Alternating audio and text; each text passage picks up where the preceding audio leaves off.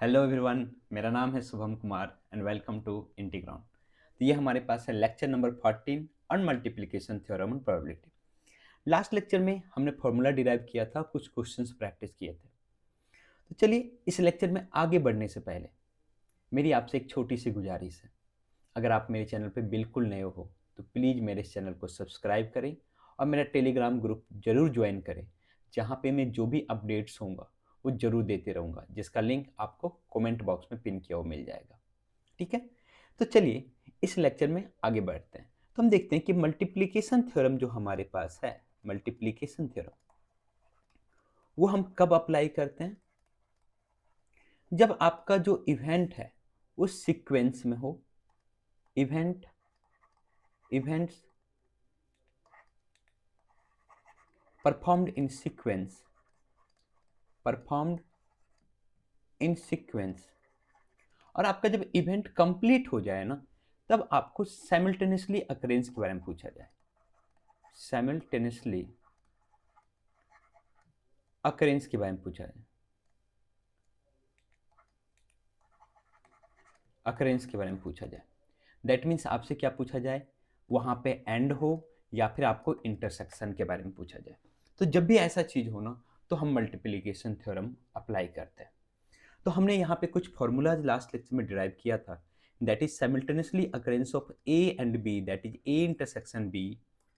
और हमारे पास क्या था कि simultaneously occurrence of A and B, sorry हम एन पे आ गए थे, पी ए इंटरसेक्शन बी और P A B, this is nothing but equal to किसके इक्वल होगा?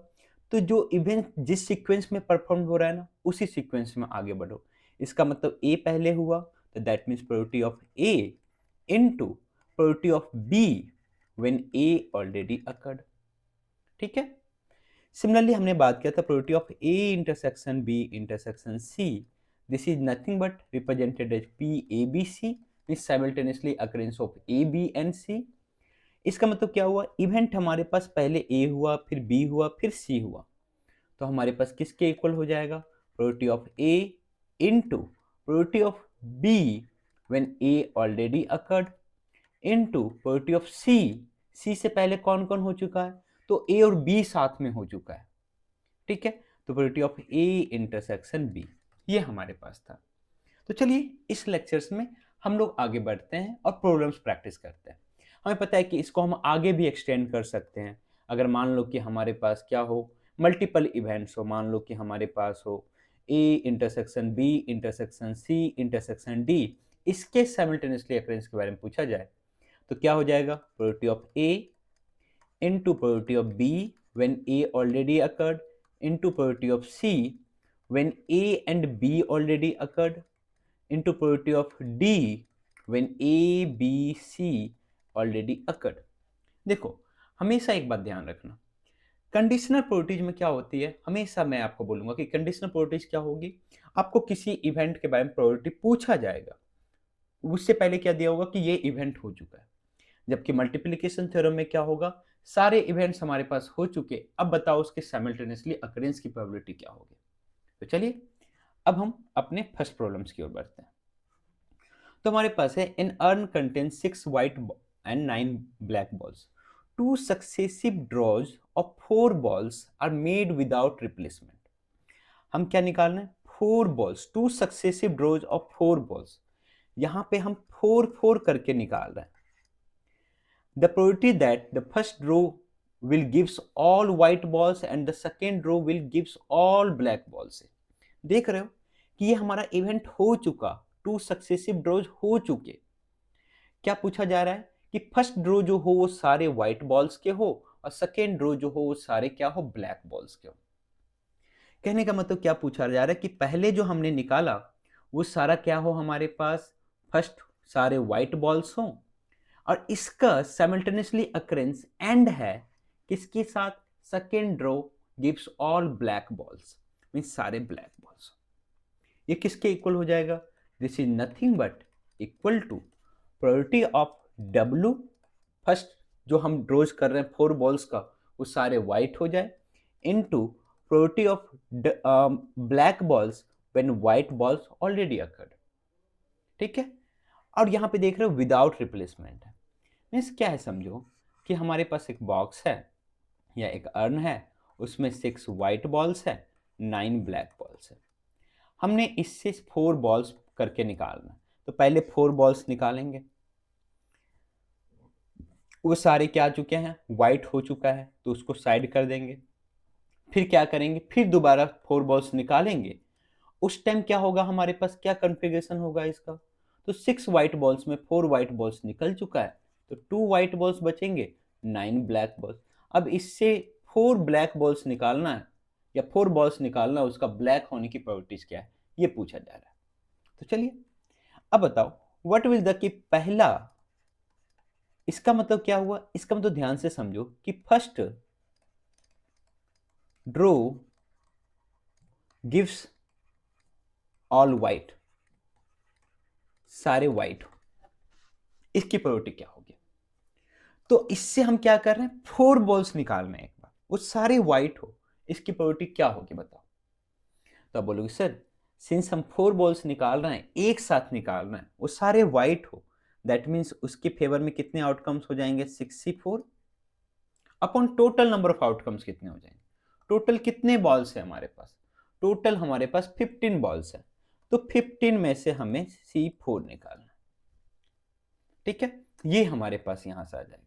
इसको थोड़ा सा सिंप्लीफाई कर लेते, ये हमारे पास क्या हो जाएगा, 6, इसकी वैल्यू 6, C4 की वैल्यू कितनी हो जाएगी, तो 6 इंटू 5 बाई 2, 2 से 3 टाइम्स में 15 आ जाएगा, 15 अपॉन 15 C4 कितना हो जाएगा, तो 15 into 14 into 13 into 12 upon 4 factorial that is 24, 12 से 2 टाइम्स में 2 से 7 टाइम्स, मीन्स ये हमारे पास आ रहा है 15 इंटू 7 इंटू 13, 15 15 कैंसिल, 1/91, ये हमारे पास आ रहा है। अब आगे बढ़ते हैं, ये हमारा हो चुका, पहला ड्रॉ आ चुका 4 बॉल्स का, उसको हमने बाहर निकाल लिया, उसको रिप्लेस नहीं कर रहे हैं, उसको बाहर निकाल रहे हैं।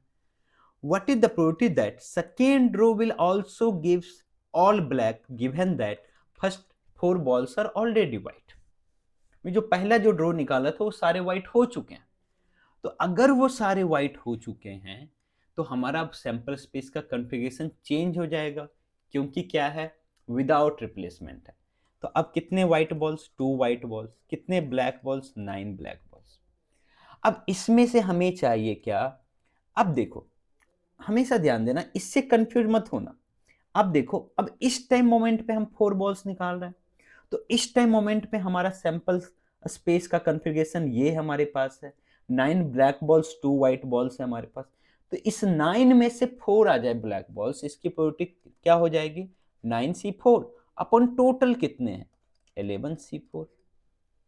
कितना आ जाएगा यहां से हमारे पास, तो ये हमारे पास आ जाएगा 9 into 8 into 7 into I think 6 upon 4 factorial upon 11 into 10 into 9 into 8 upon 4 factorial, 4 factorial got cancel out.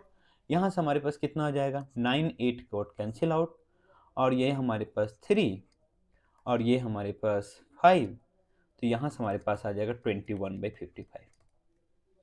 अब हमें क्या निकालना है, हमें दोनों का साइमल्टेनियसली अकरेंस निकालना।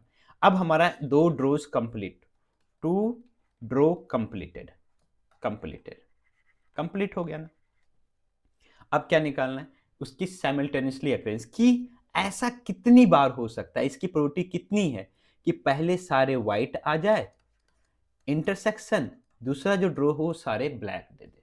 तो ये किसके इक्वल होता है, this is nothing but probability of white into probability of black when white already occurred. तो क्या हमारे पास प्रोबेबिलिटी ऑफ वाइट यहाँ पे 1/91, 1/91 इनटू ये हमारे पास कितना है, तो ये 21/55।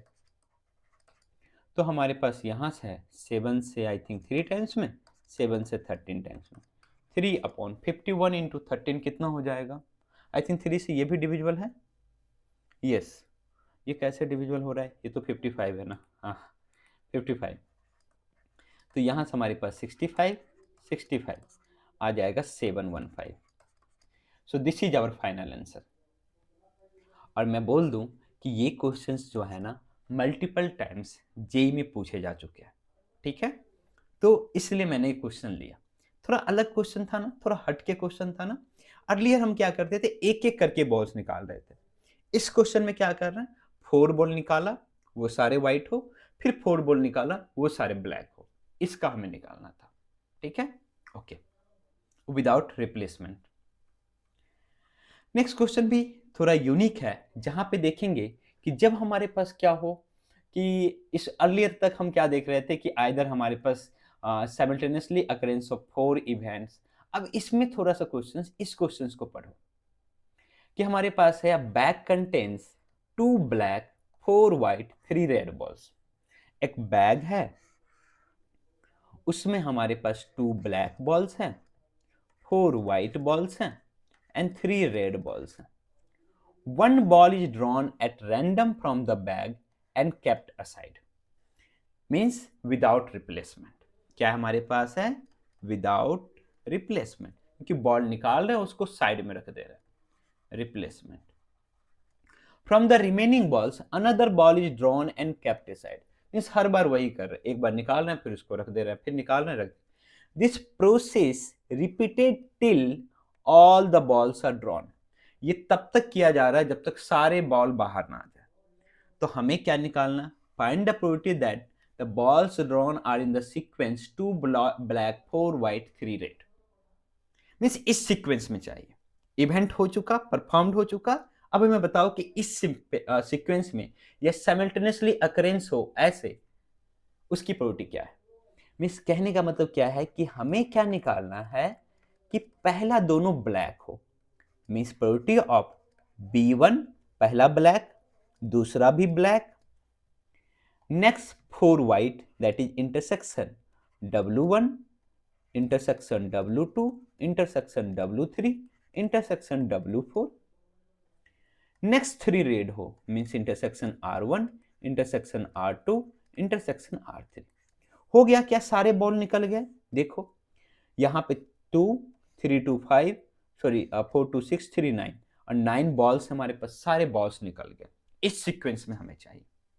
तो बोलो क्या है, मैंने आपको बताया जब भी है तो क्या होगा हमारे पास, दिस इज नथिंग बट हमारे पास पहला होगा probability of B1 into probability of B2 when B1 already occurred into probability of W1 when B1 intersection B2 already occurred, probability of W2 when हमारे पास B1 intersection B2 intersection W1 already occurred, into probability of क्या हो जाएगा हमारे पास W3 when हमारे पास B1 intersection B2 intersection W1 intersection W2 already occurred, ठीक है।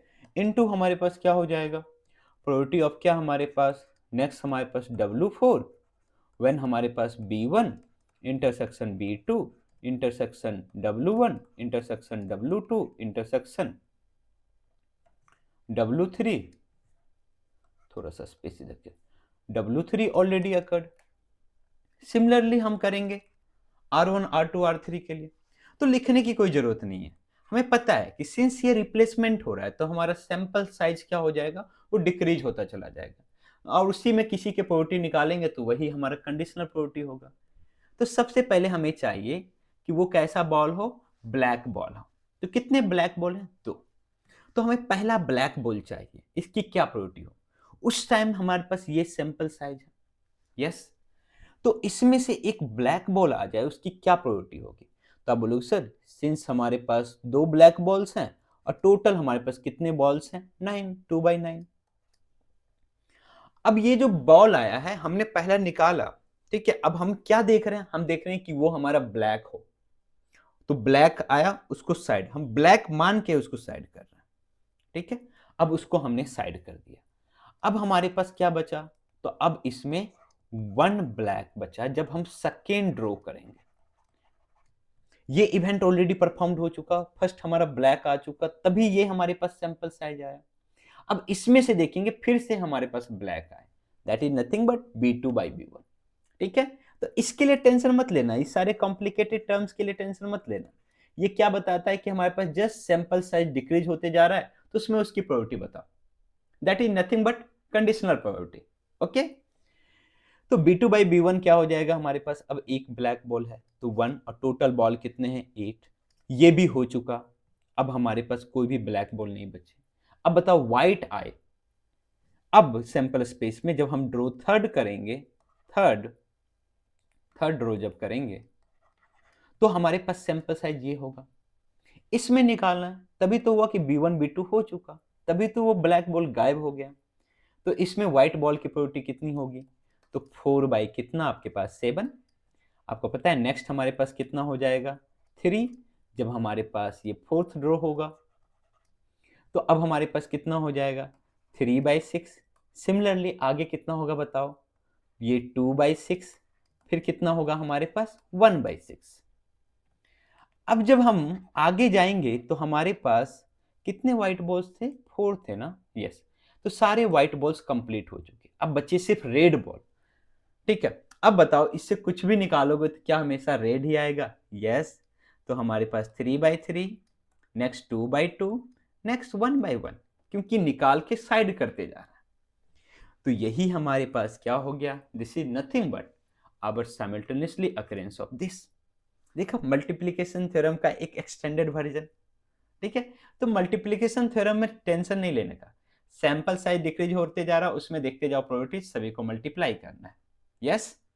अब देखो यहाँ कुछ कैंसिल आउट हो रहा है, तो जो जो कैंसिल आउट हो रहा है उसको कैंसिल आउट करते हैं। पहले 2 एंड दिस 2 कैंसिल आउट, ये 2 से ये 2 टाइम्स में, ये 2 से ये 2 टाइम्स में, यस। ठीक है, अच्छा इसको क्यों कैंसिल, ये तो ऑटोमेटिकली कैंसिल आउट हो रहा है, यस। इस 2 से ये 3 टाइम्स में, और कुछ बचा क्या, नहीं। तो 1 अपॉन हमारे पास है 9 into 7 into 6 into 6 into 3, yes.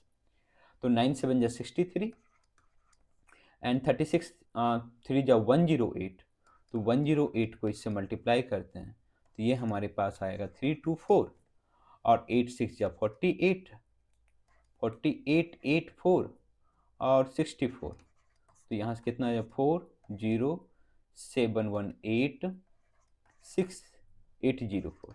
क्या ऐसा कोई ऑप्शन है, हमें तो नहीं दिख रहा है, तो कहीं हमने कुछ गलती तो नहीं किया, एक बार देख लेते हैं। तो हमारे पास 2 4 2 6 3 9, ठीक है।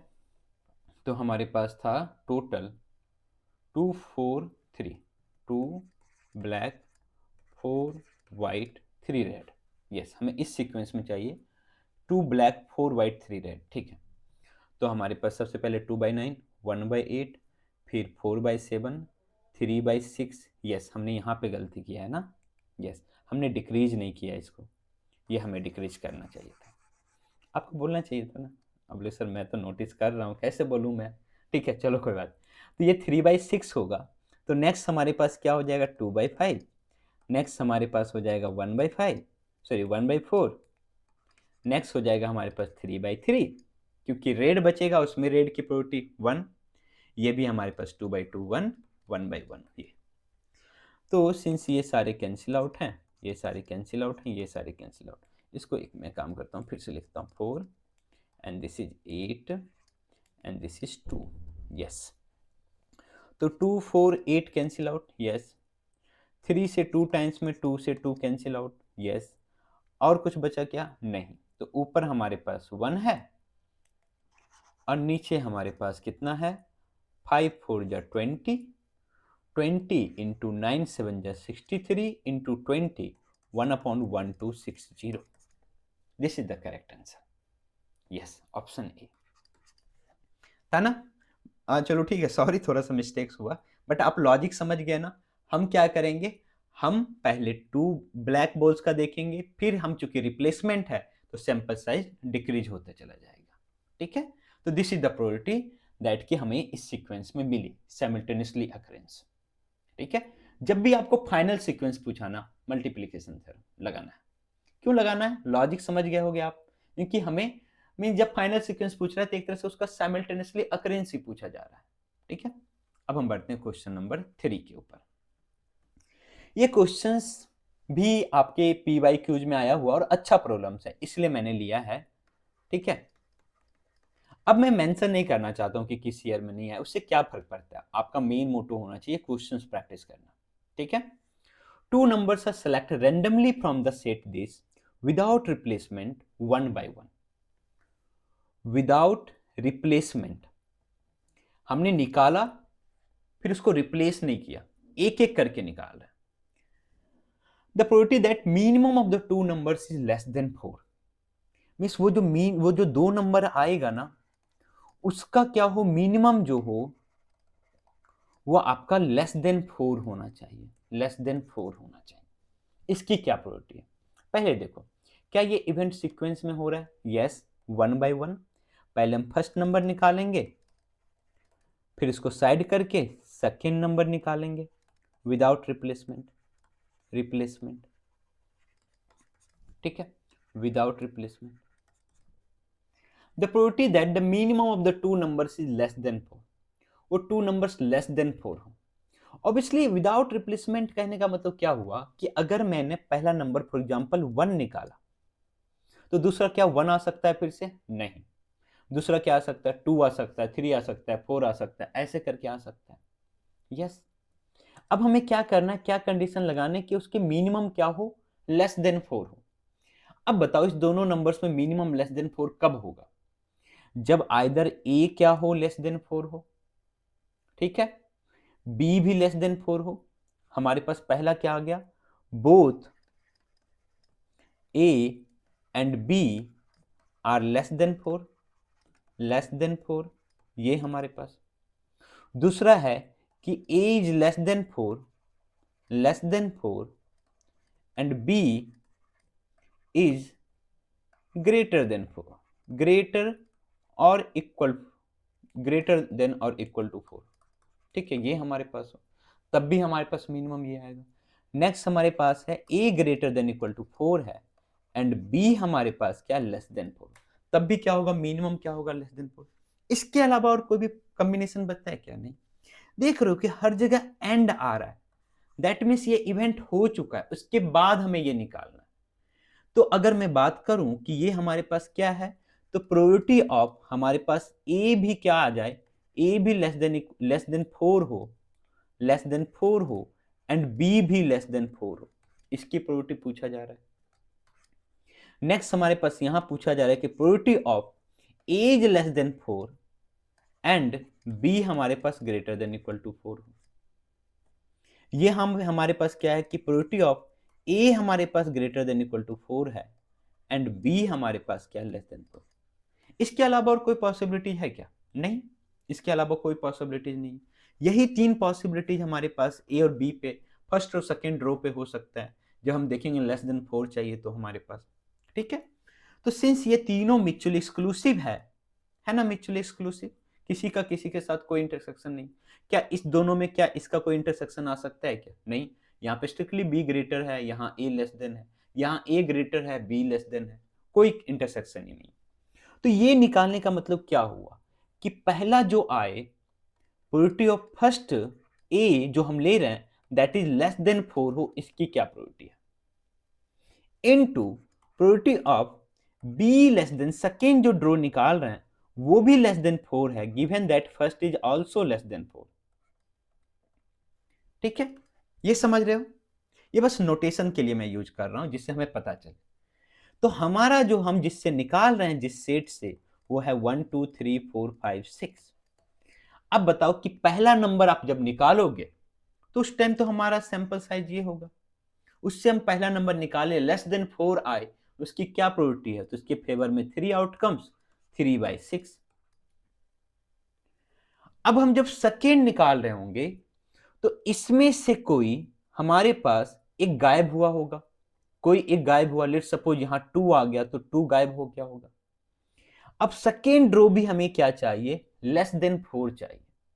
तो अब तो लेस देन 4 2 ही है ना, क्योंकि विदाउट रिप्लेसमेंट है, हम ये जो निकाले होंगे वो बाहर रख दिए होंगे। तो हमारे पास सेकेंड भी हमारे पास लेस देन 4 आए, उसकी प्रोबेबिलिटी क्या हो जाएगी, हमारे पास 2/5। यहां से कितना आ गया, 1/5।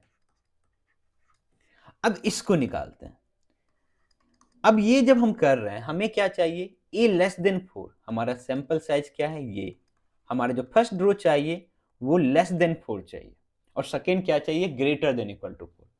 तो पहला हमें लेस देन 4 चाहिए, तो क्या होगा हमारे पास, this is A less than 4 into probability of second जो चाहिए ग्रेटर देन 4 चाहिए, given that A less than 4।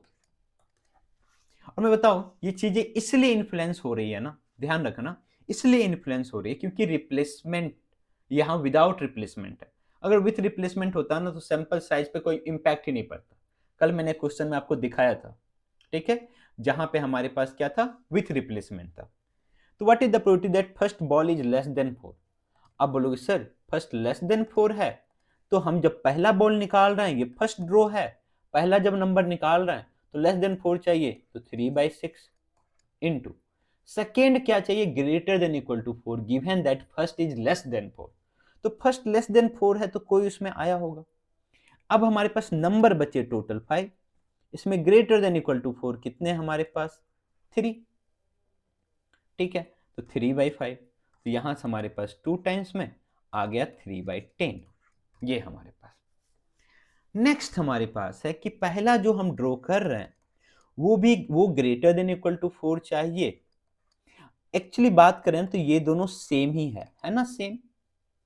अगर ये पूरा A है एंड ये पूरा B है तो दिस इज नथिंग बट हमारे पास B इंटरसेक्शन A और B क्या बता रहा है, this is first draw second draw. तो आप निकाल के देख लो कि यहाँ पे probability of A greater than equal to 4 into probability of हमारे पास क्या हो, B लेस देन 4 हो, given that A is greater than equal to 4, आप निकालना, देखना सेम 3/10 आएगा। तो हमारे पास टोटल हमें क्या निकालना है, हमें टोटल प्रोबेबिलिटीज पूछा जा रहा है। तो टोटल प्रोबेबिलिटीज क्या हो जाएगा, इस सभी का सम हो जाएगा। तो चलिए सम करते हैं इस सभी का। तो हम जब सम करेंगे इस तीनों का तो हमारे पास क्या हो जाएगा कि हमें निकालना प्रोबेबिलिटी ऑफ A, B, इसका जो मिनिमम होना चाहिए that should be less than 4 होना चाहिए, इसकी प्रोबेबिलिटी निकाली जाए। तो तीनों का सम पहला कितना आया, 1/5 प्लस 3/10 प्लस 3/10, यहां से 10 LCM, 2 plus 3 plus 3 that is 8/10 equal to 4/5, ठीक है, ये हमारे पास है। अब बोलो सर ये कुछ ज्यादा वर्कआउट नहीं हो गया, यस। तो सोचो कि हमारे पास अगर वो दो नंबर आए तो मैंने क्या बोला कि हम क्या कर सकते हैं, वो एक बात था ना, प्रिंसिपल ऑफ इंक्लूजन एक्सक्लूजन। क्या ये इवेंट अगर हम इसके बेसिस पे देखें तो इसका कंप्लीमेंट इवेंट क्या होगा, कंप्लीमेंट क्या होगा, कंप्लीमेंट होगा कि मिनिमम ऑफ A, B जो होना चाहिए that should be greater than equal to 4, यही इसका कंप्लीमेंट इवेंट है ना। हमने बोला मिनिमम इज लेस देन 4, अब हम क्या बोल रहे हैं, minimum is greater than equal to 4, यही दोनों कंप्लीमेंट होगा। तो क्या ये इसको निकालना आसान है, यस इसको निकालना आसान है। कैसे कि A और B का मिनिमम क्या होना चाहिए, greater than equal to 4। Earlier क्या था कि हमारा सेट दो पार्ट में बाइफरकेटेड हो गया था, एक बार हमें इधर से एलिमेंट लेना पड़ रहा था, एक बार इधर से, एक बार इधर से पहला लेना पड़ रहा था, सेकेंड इधर से, और नेक्स्ट दोनों इधर से। अब जब हमारे पास यही होगा ना कि हमें बस इधर के चाहिए तो कोई दिक्कत नहीं, ठीक है। तो हम इसको करते हैं कि मिनिमम जो हमारे पास है, यहां पे थोड़ा सा स्पेस क्रिएट कर लेते हैं, ठीक है, यहां स्पेस क्रिएट कर लिया कि हमें चाहिए कि हमारे पास सैंपल स्पेस ये है या हमारे पास सेट ये है जिससे हम निकाल रहे हैं 1 2 3 4 5 6, ठीक है। अब हमें बताओ कि what is the probability that minimum जो हो हमारे पास जो दोनों ड्रॉ का A, B का that should be greater than equal to 4, ये कब होगा। अब लोग सर ये तभी होगा जब हमारे पास क्या हो कि हमारे पास पहला क्या हो, हमारे पास पहला A हमारे पास, ऑब्वियसली दोनों हमारे पास ग्रेटर देन इक्वल टू 4 आने चाहिए। तो जब दोनों ग्रेटर देन इक्वल टू 4 चाहिए तो हमें क्या मतलब, ये किसके इक्वल होगा। तो अब बोले सर ये हमारे पास क्या है, nothing but probability of A also greater than equal to 4, क्योंकि मिनिमम बोला जा रहा है तो A भी ग्रेटर देन इक्वल टू 4 होना चाहिए एंड B भी ग्रेटर देन इक्वल टू 4 होना चाहिए, तभी इसका minimum greater than equal to 4 आएगा। अगर कोई भी एक 4 से लेस हुआ तो हमें क्या होगा, मिनिमम वहां से लेस मिलेगा। इसलिए हमने बोला ना, अब हमें बस ये 3 एलिमेंट से मतलब है। तो ये क्या होगा, probability of A greater than equal to 4 into probability of B greater than equal to 4 given that A already greater than equal to 4। तो जब फर्स्ट रो निकालो ग्रेटर देन इक्वल टू 4 आ जाए, उसकी क्या प्रोबेबिलिटी है, 3/6। सेकेंड रो जब निकालो तो ऑलरेडी हम ये सब में से कोई एक आ चुका होगा, वो गायब, क्योंकि विदाउट रिप्लेसमेंट है। तो सेकेंड रो भी अब इस पार्टिकुलर सैंपल स्पेस में एस डैश में ग्रेटर देन इक्वल टू 4 हो, उसकी क्या प्रोबेबिलिटी होगी, तो 2/5। यहां से आपके पास कितना आ जाएगा, 3 से 2, 2 से 2, 1/5। और हमने क्या बोला कि this is nothing but complement of that. तो हम बात करें कि प्रोबेबिलिटी ऑफ मिनिमम ऑफ कि a, b लेस देन 4 हो, ये किसके इक्वल हो जाएगा, 1 minus probability of minimum of a, b is greater than equal to 4, क्योंकि इसी का जस्ट कंप्लीमेंट है ये। तो पढ़ा था ना, probability of a equal to 1 minus probability of a complement और नॉट a। तो हमारे पास कितना आ जाएगा, 1 माइनस यहाँ पे कितना है 1/5, और यहाँ से हम 4/5 निकाल पाए डायरेक्टली। ठीक है, तो ये फायदा हुआ यहाँ पे। अब बोलो सर यहाँ पे आपने क्यों नहीं किया कि पहला number greater than equal to 4 हो, फिर सेकेंड बी। इसलिए मैंने बोला कि ए और बी को आप अलग मत समझो, ये बस ये बता रहा है कि ए फर्स्ट रो है, बी सेकेंड रो है।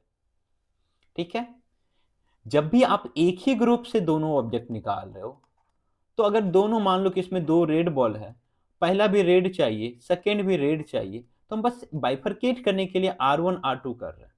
बाकी R2 R1 कोई अलग नहीं है, वो भी हमारे पास, इसका मतलब यही कि फर्स्ट रेड है, सेकेंड रेड है, R2 इंटरसेक्शन R1 नहीं। इसलिए ऐसा मत समझना कि सर इसको 2 बार निकाल के मल्टीप्लाई करें या ऐड करें, सॉरी, नहीं, ये चीजें सेम ही है, एक ही बार आपको निकालनी।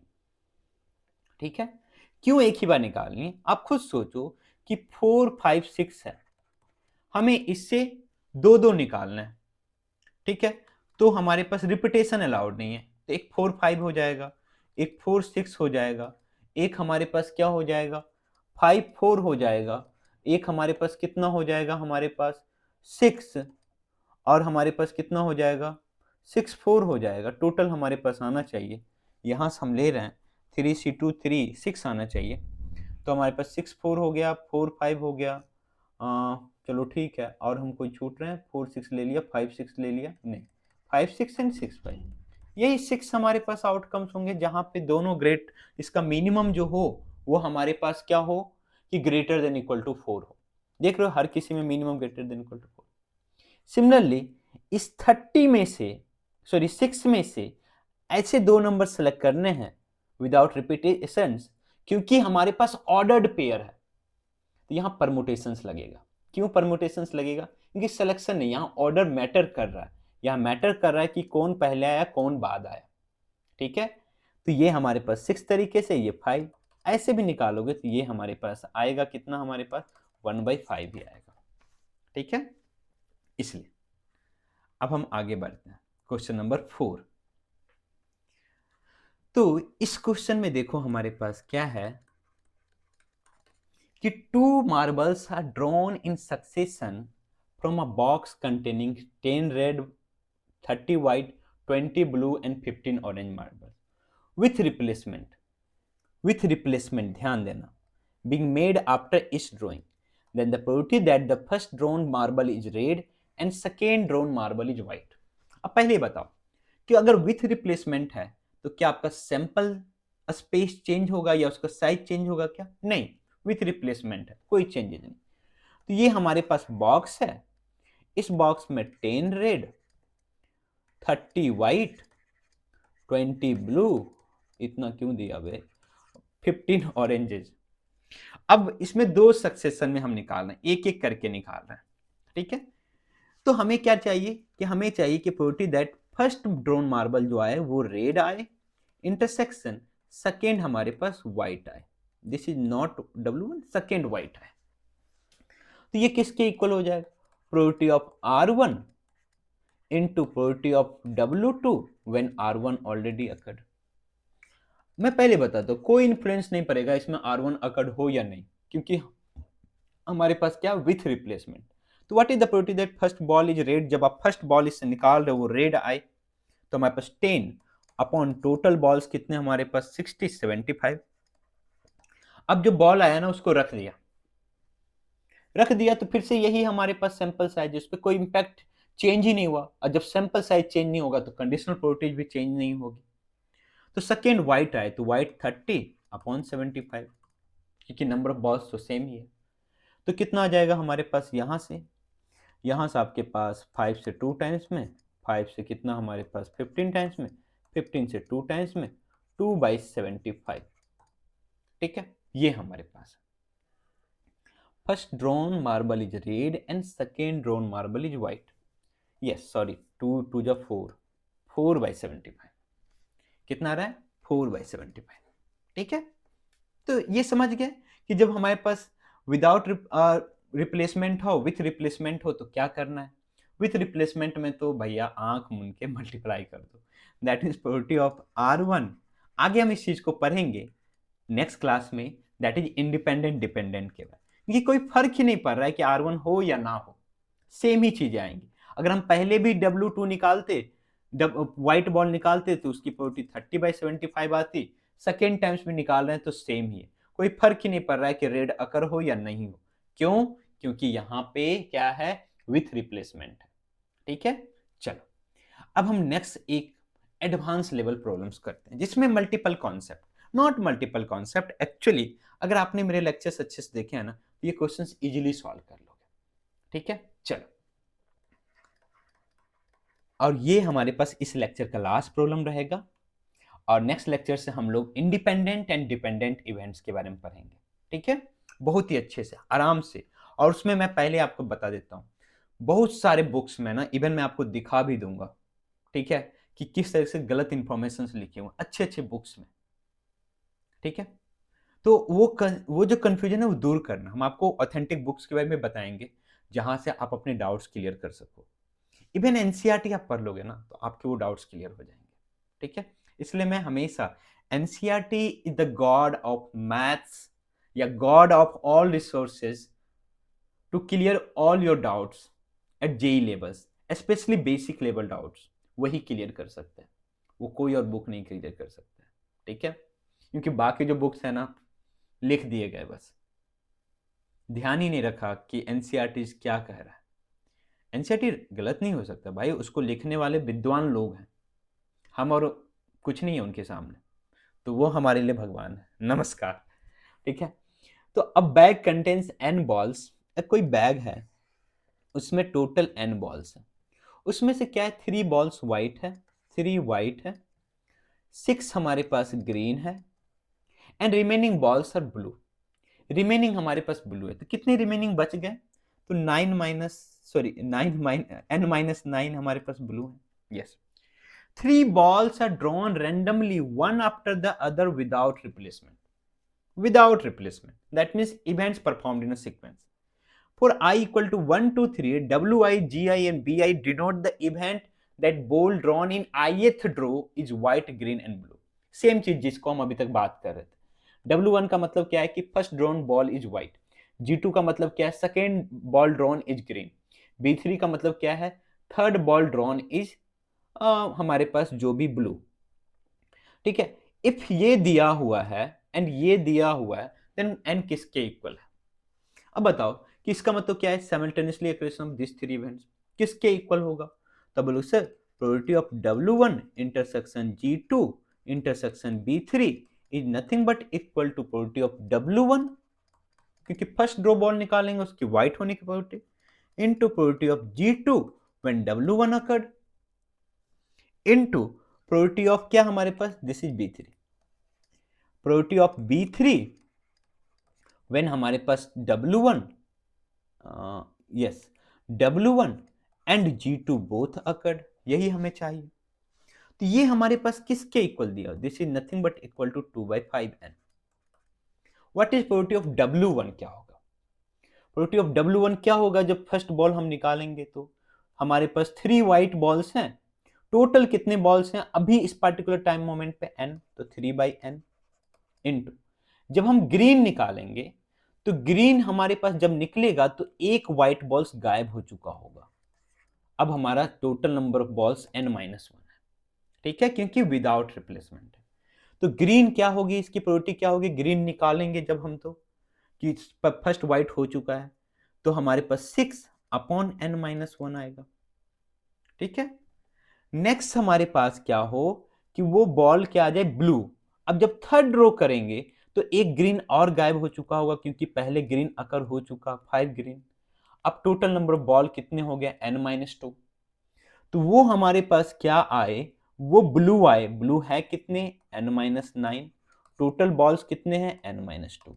ये हमारे पास, ठीक है। अब बोलो सर ये तो दिया हुआ है लगता है। यस, तो इसको यूज कर लो ना भाई। ये किसके इक्वल दिया हुआ है, this is nothing but equal to 2/9, ठीक है। इसको यूज कर लेते हैं, ये दिया हुआ है ना, देखो यहाँ पे इक्वल टू 2/9। यस, ये दिया हुआ है। Probability of third ball is क्या, blue, given that first one and second one is white and green respectively, this is given 2/9। तो पुट करो भाई। तो यहां से अगर हम इसको अलग से पुट करें, n-9/n-2 इक्वल टू 2/9, ये हमारे पास क्रॉस मल्टीप्लीकेशन करें तो 9n-81 equal to 2n minus कितना, 4। यहां से हमारे पास कितना आ जाएगा, 7n equal to, I think आपके पास 77, n इक्वल टू 11 आ गया। यहां से भी निकालते हैं, देखते हैं n की वैल्यूज कितनी आ रही है, बता रही है ये पर्टिकुलर चीज है। ये हमारे पास बताओ कि ये हमारे पास 2/5n equal to 3/n into 6/n-1, और इसकी वैल्यूज क्या दे रखी है, तो दिस इज नथिंग बट 2/9। तो 2/9 पुट कर दो, तो n cancel out, n can't be equal to 0। और हमारे पास कितना आ गया, 3 से 3 टाइम्स में, 3 से 2 टाइम्स में, 2 कैंसिल आउट, तो हमारे पास आ चुका 1/5 इक्वल टू, हमारे पास कितना आ चुका, 2/n-1। यहां से भी निकालोगे n इक्वल टू 11 ही आएगा। देखा, इस पार्टिकुलर कॉन्सेप्ट का यूज करके कितना जल्दी हमने इस प्रॉब्लम्स को कर लिया। अब बहुत सारे बुक्स में इसके सॉल्यूशंस देखना, देखना कितना उन्होंने हौच पौच करके रखा है यार मल्टीप्लिकेशन थ्योरम को रिमेनिंग चीजों से। जहां भी साइमल्टेनियसली अकरेंस हो ना, मल्टीप्लिकेशन थ्योरम अप्लाई करो, ठीक है, सिंपल सी बात है। तो what is the value of n, 11। तो ये लेक्चर हमारा यहीं पे खत्म हुआ। खत्म नहीं हुआ, अब आपका काम है, इस लेक्चर्स के ऊपर हमने अच्छे प्रॉब्लम्स दिए हैं, वो सारे प्रॉब्लम्स आपको असाइनमेंट उसका कमेंट बॉक्स में लिंक मिल जाएगा, तो उसको जरूर करना है। और इसी के साथ हमारा मल्टीप्लिकेशन थ्योरम खत्म होता है। अब हमने, हमारा इतना बेस बन चुका है कि नेक्स्ट से हम इंडिपेंडेंट एंड डिपेंडेंट इवेंट्स के बारे में बात करें, ठीक है। तो अगले I think 2-3 lectures independent dependent के ऊपर रहने वाले हैं, उसके बाद हम स्टार्ट करेंगे टोटल प्रोबेबिलिटी थ्योरम। ओके, तो मेरे लेक्चर्स को पूरा देखने के लिए थैंक यू, बाय बाय।